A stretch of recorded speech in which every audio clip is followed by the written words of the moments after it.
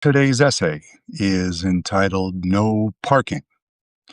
And this may seem quaint, talking about, in part, national parks, but it came out of the reading I had done yesterday on the very disappointing changes to the immigration and naturalization process, where particular excuse me, legal residents from particular countries will no longer be able to proceed with the naturalization process.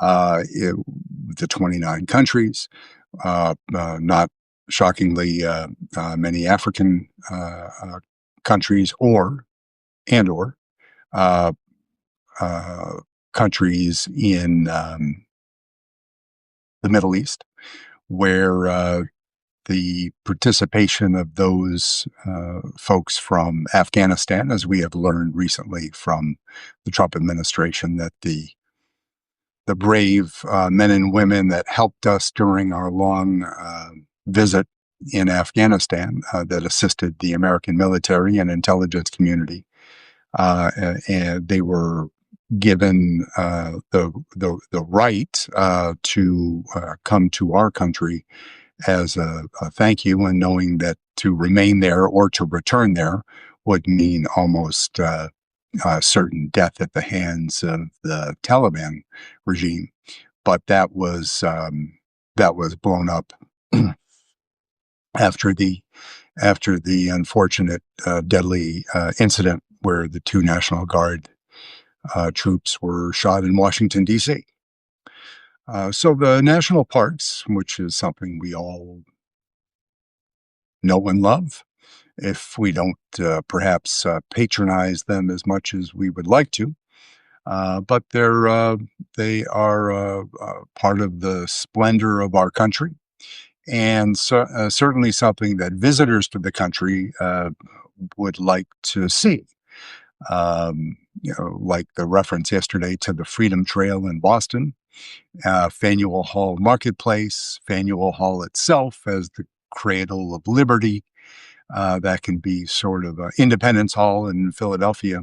Those national landmarks are under the same auspices in the U.S. government and the Department of the Interior, where now two recent changes, thanks to the Donald J. Trump administration's attempt to make America different, if not great. One is that all foreign visitors to the United States will now be paying a $100 fee to visit the national parks.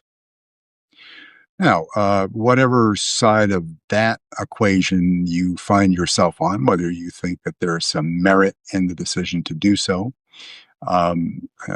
if you do, then you may be factoring a belief or a hope that more income from foreigners would make the experience of visiting our national parks more affordable for American citizens. But then you would have to extend that argument to the Trump administration, corruption, and the inefficiencies of a government that has been gutted by Doge. So an already inefficient system gutted and rendered almost paralyzed by Doge. I would not be hopeful that these changes would help American citizens. They'll probably just redound to the benefit of outside contractors yet to be named that will be part and parcel of the Department of the Interior that will benefit from the increased visitors' fees, and would not be shocked to find out that ends up in the pocket of the Trump family. But remains to be seen. The other changes to the National Park Service, there were certain days during the year when the fees were waived altogether. And those were among it probably not July 4th, but two in particular that no longer are a fee free visitation are Martin Luther King's birthday and Juneteenth. Those have been scrapped. So that will be a full fee day to visit any of the national parks where, in acknowledgement of the importance of those remembrances, those were on the list of days where there would be no fee to visit your parks. Instead, Donald Trump's birthday, which is not coincidentally close to Flag Day, is now a free park day that you can go and visit without a fee and give thanks to DJT for that tremendous benefit. The tourism industry, which I'm involved in professionally in hospitality, travel, and tourism, and have been for many decades. In addition to my writing and other 7 or 10 other things. So since the beginning of the year, these changes to the enhanced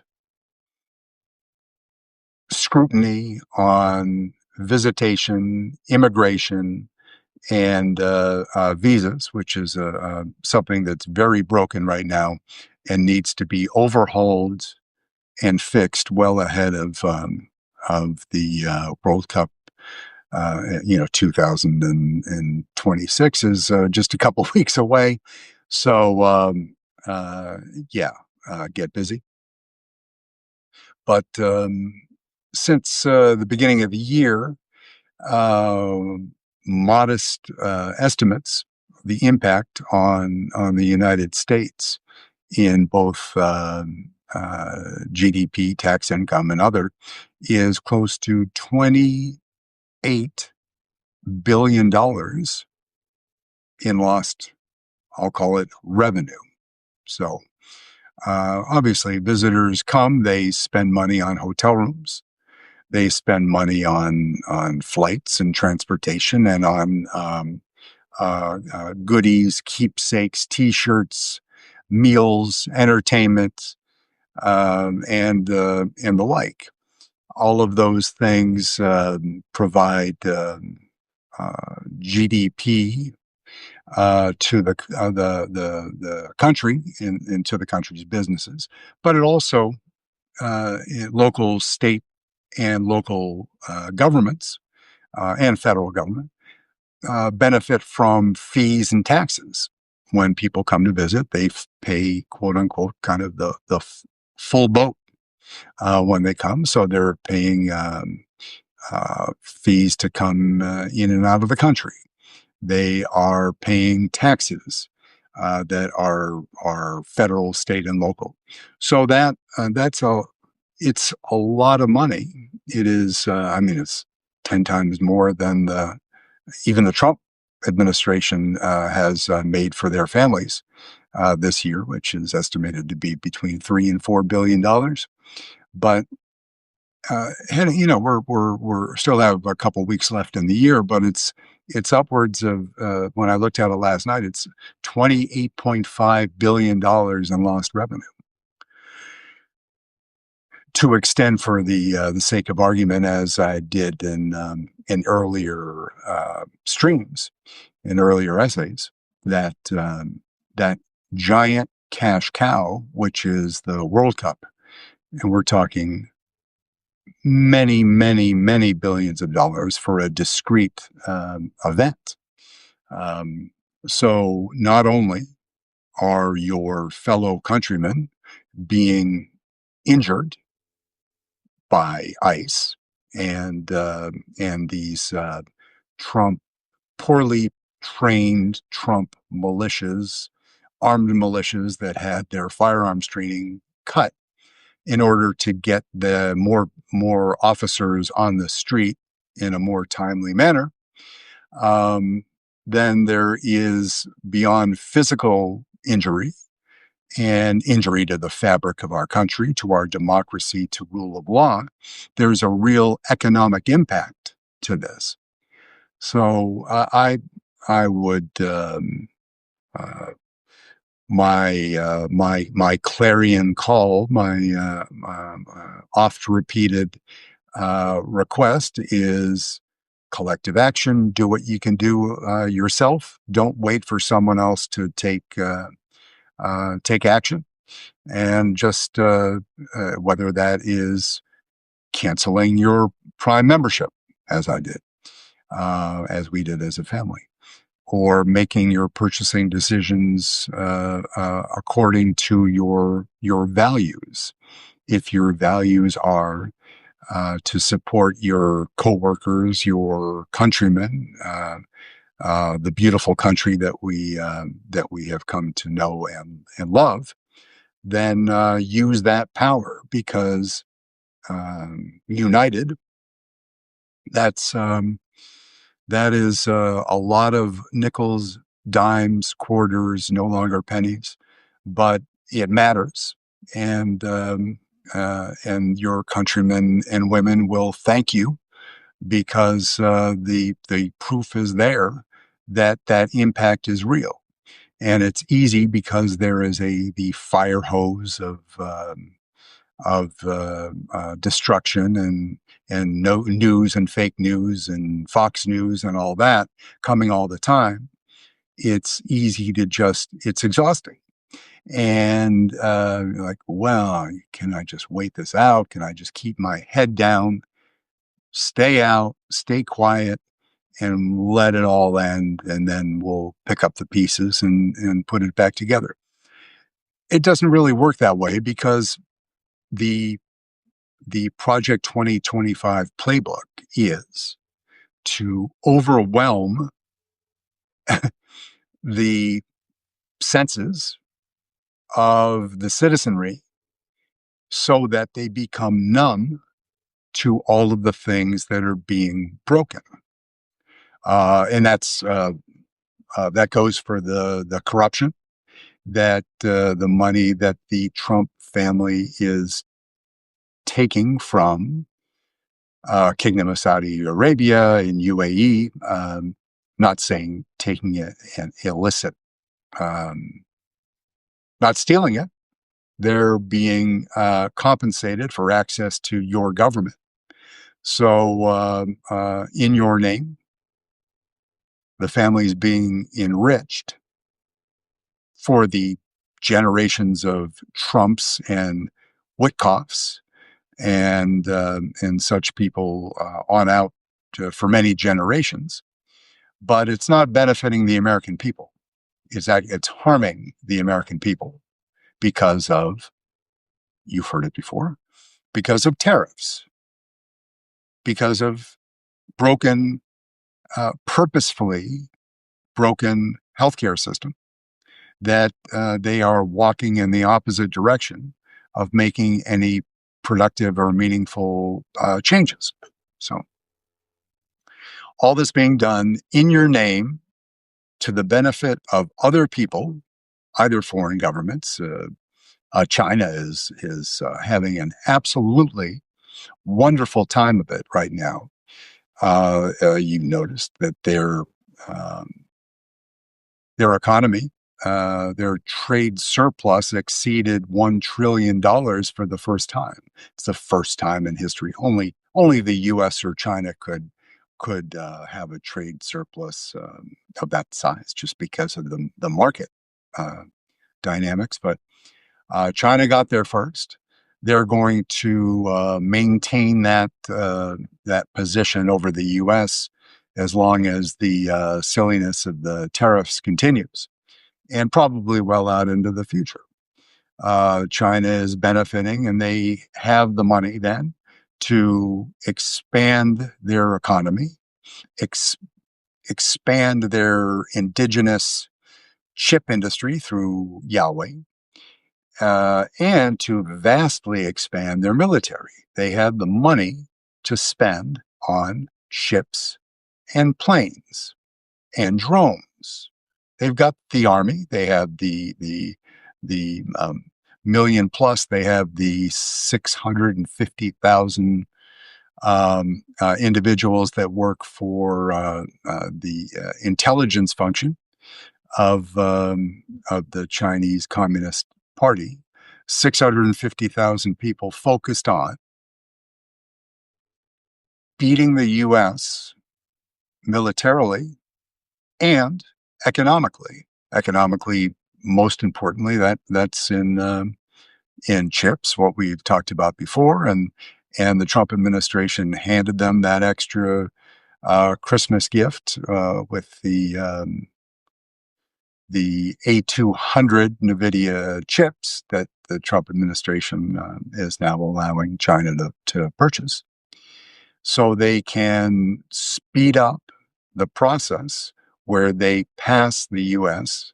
in AI, which will happen instead of in 2 years, and we're staying in front of them 2 years as we have been for some time. They'll catch up in the next couple of years, and then will surpass us by leaps and bounds after that, because our government, the people that are spending your tax dollars, are consumed with how they can enrich themselves instead of protecting you and growing the U.S. economy and spending the money on research and development that they slashed out of the U.S. universities. For biomedical research, we'll be behind on cancer and other fundamental medical research that's been slashed. So we will fall behind. If you would prefer to wait for China, you have a family member who's suffering from cancer, which cancer is not fake news. I can attest to that with from contemporary experience. It is a real thing, and perhaps you have noticed that I am not AI because AI would make themselves better than humble me.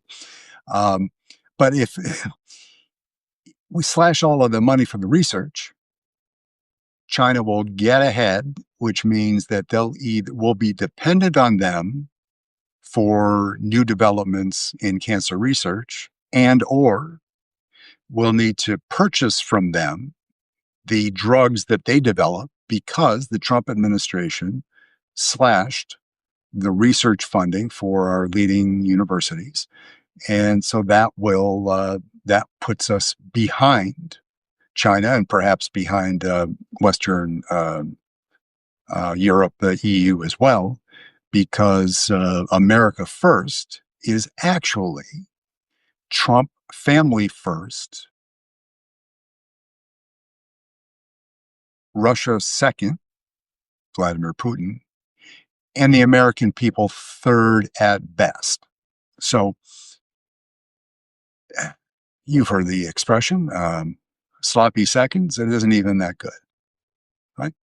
You are now, as an American citizen, when it comes to research and development, economic development, educational opportunities, you are now a third-class citizen, because the Trump administration has decided that they would dedicate all of their efforts to expanding their family's wealth at the expense of the American people, particularly to the detriment of those core constituents that voted Donald Trump into office for a second time.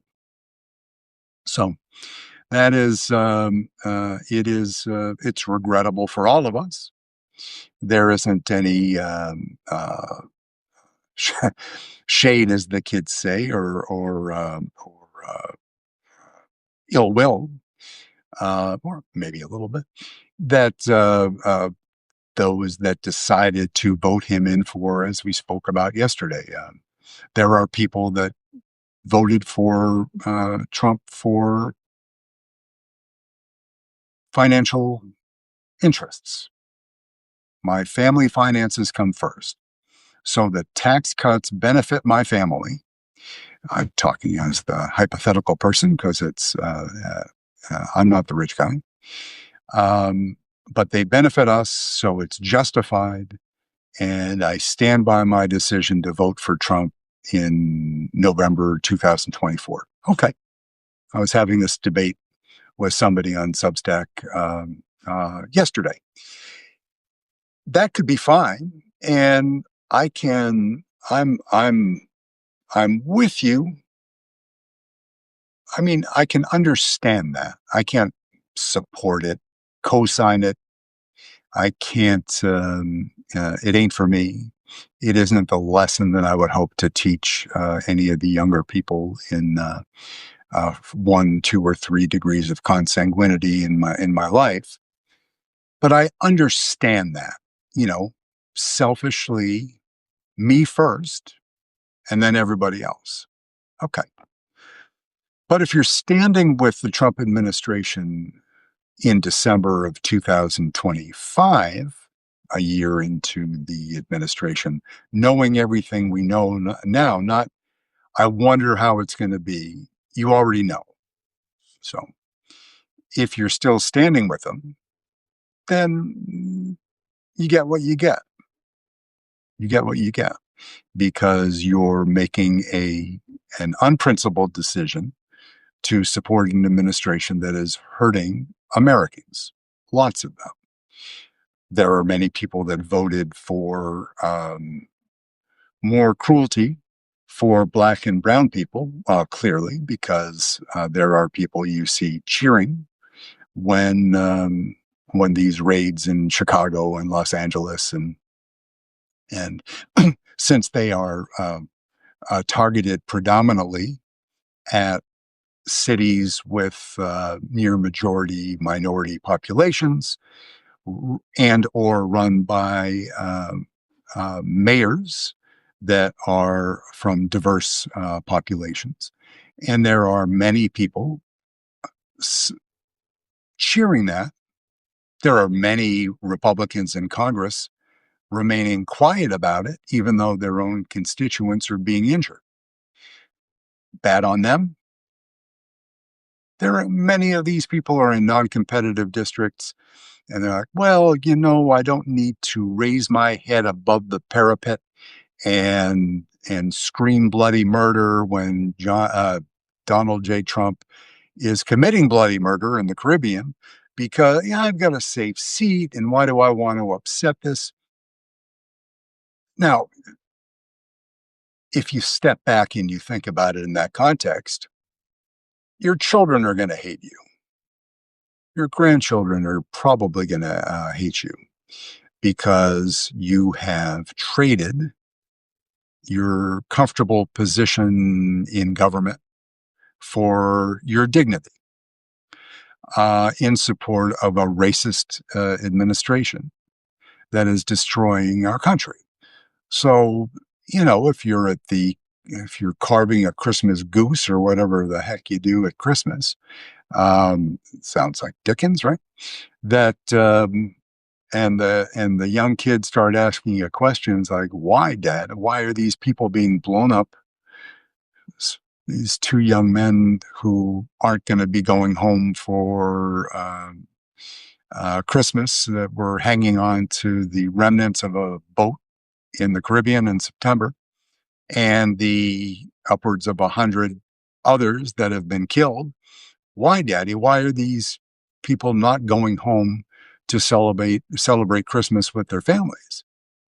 Well, Billy, Sue, could be the same person, or Jethro or Granny. The reason is that these are terrorists and they're drug dealers. And there may have been one or two or three of them mixed in there.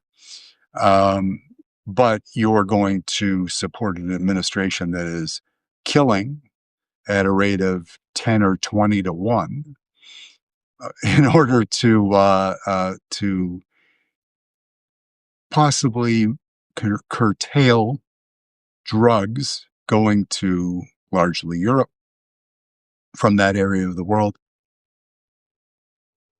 instead of using what we know works and has worked for decades, which is the Coast Guard and the and rule of law when it isn't under attack from the White House, to prosecute people in the way that we know we can and we've done successfully for decades. Now, your choice. Anyways, this was no parking, which is a reference, of course, back to the national parks. $100 a head for foreign visitors, which will be a nice pop for someone during an event like the World Cup, with lots of foreigners trying to fit in side trips to see Yosemite or other beautiful national parks. There will be additional money going to someone, not you and me, but certainly when you can rest assured that when Barron Trump, now at 20 years old or whatever, has children eventually, that they will be going to the best colleges and universities, essentially sponsored by the American taxpayer, because that's the genesis of that corruption. And they'll be going to the Harvards, Columbias, and NYUs, and the schools that have been under assault by the Trump administration, and the other Ivies, the almost Ivies, University of Chicago, that have been taking a beating. Hypocrisy? Of course it is. Is it going to change? Not soon. But I guess my one last holiday hope for today is, like I suggested yesterday, is every time these Republican representatives, senators and reps, stand up and praise God, Jesus, Allah, Abraham, or otherwise, and do so in such a way to suggest that they are driven by virtue, while they stay silent as DJT and the administration murder innocent human beings, that you give them a proverbial, this is a nonviolent stream, nonviolent podcast, and nonviolent essay, but you give them a proverbial slap across the face by making intelligent buying decisions that don't give advantages to the companies that support this kind of domestic terrorism. So, in any case, pleasure as always, and hope you enjoy your day. And I'll be, if not tomorrow, then be back with you on Monday. And wishing you and your family all the very best. Thank you very much.